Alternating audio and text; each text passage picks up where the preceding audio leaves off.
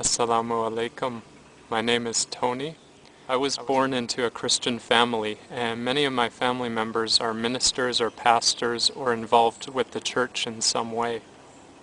Although my country is very beautiful, there's also a lot of problems with it. For example, crime. A woman is raped every 2 minutes, according to statistics. Every 2 minutes, a woman would be raped.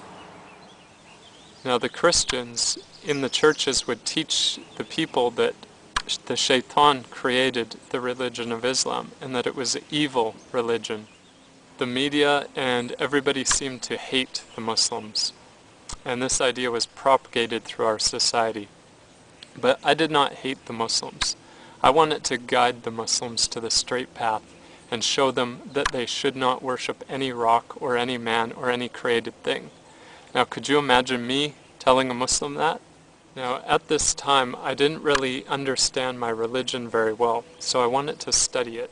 And I was raised to believe in the Trinity, and so I worshiped the Trinity out of ignorance. This is the way my parents taught me to do.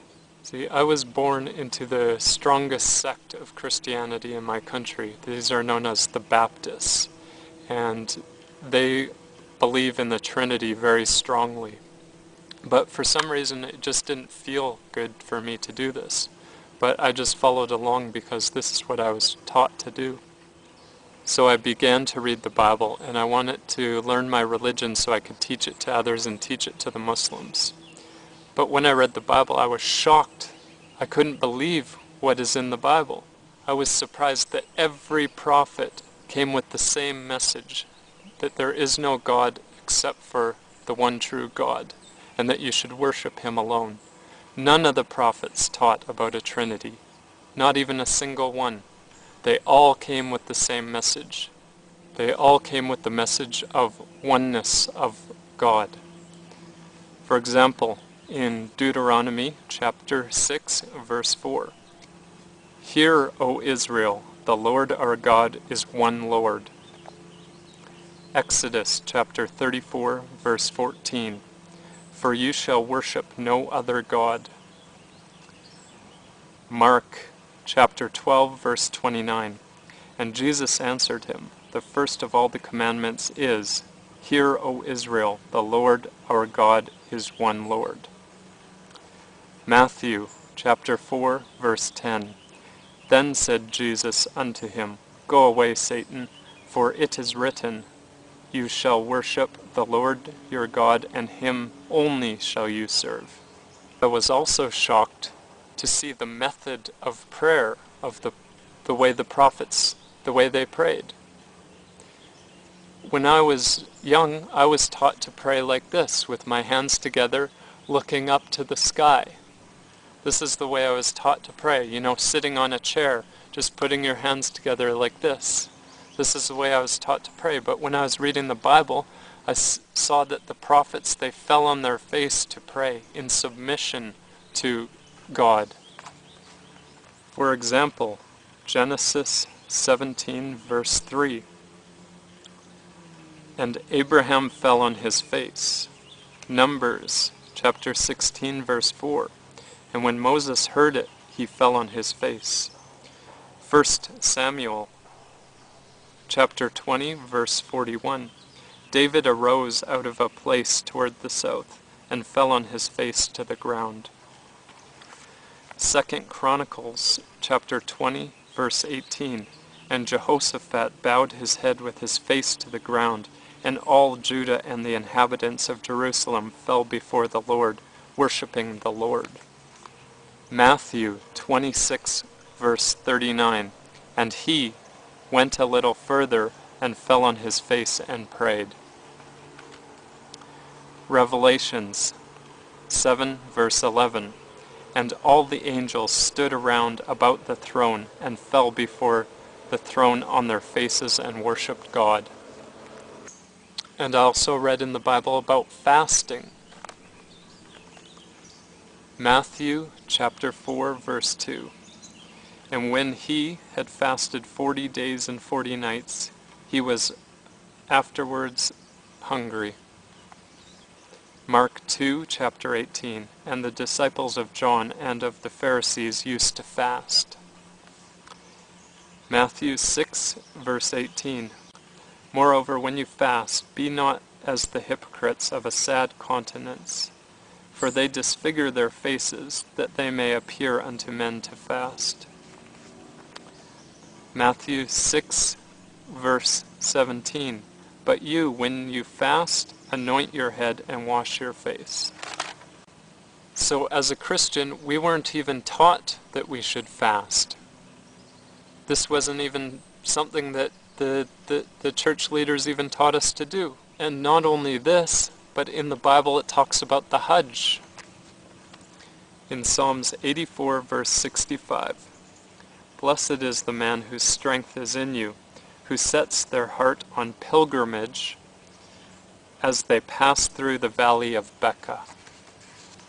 Genesis 47, verse 9, And Jacob said unto Pharaoh, The days of the years of my pilgrimage are 130 years. You see, if the Christians were following their Bible, they would be so similar to the Muslims, and they would not hate the Muslims, but instead they turn their backs on their own book. They don't even believe in their own book. Instead they teach something different. If only the Christians would follow their own book, they would believe in the oneness of God. They would pray by prostrating. They would give charity. They would fast. And they would go to the Hajj, inshallah.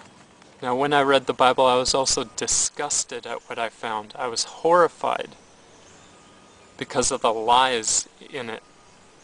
For example, in the Old Testament, there's a story about Jacob, how he has a wrestling match with God, and he beats up God. He wins. He is superior in strength to God. Now how can I believe that? Another good example is in the Bible. It says that God sleeps. How could God sleep? Psalms 44, verse 23. Awake, why do you sleep, O Lord? Psalm 78, verse 65.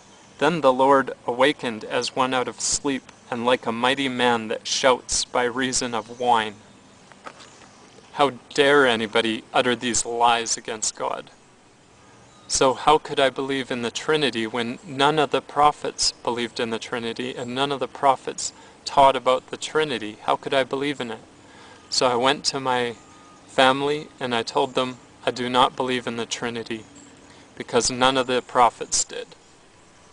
And so they arranged for me to meet with one of my family members who is a minister. And I debated with him and I said, I want to see where in the Bible does it say there's a Trinity. There's nowhere in the Bible. It doesn't say that anywhere. And the proofs he gave were very, very weak. And finally he became so angry with me that I wouldn't just believe it. But I just wanted to have the proof for it. I still wanted to prove the Muslims wrong though, because I was believing what the media was telling me. I was brainwashed by the media. The media says that the Muslims worship a black rock. They worship the Prophet. They worship the moon. They do all these kinds of evil things. They oppress the weak. They are cruel to them. They are cruel to old people.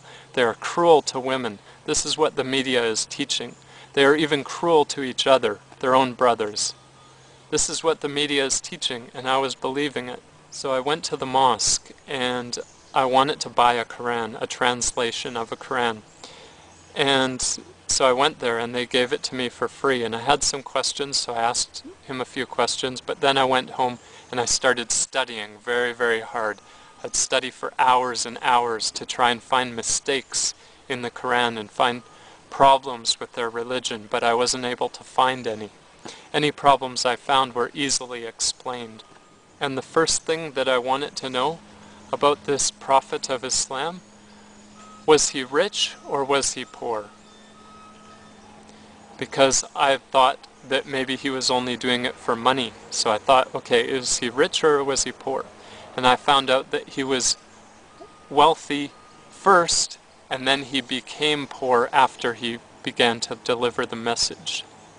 And even after he began to deliver the message, they came and offered him money, but he refused it.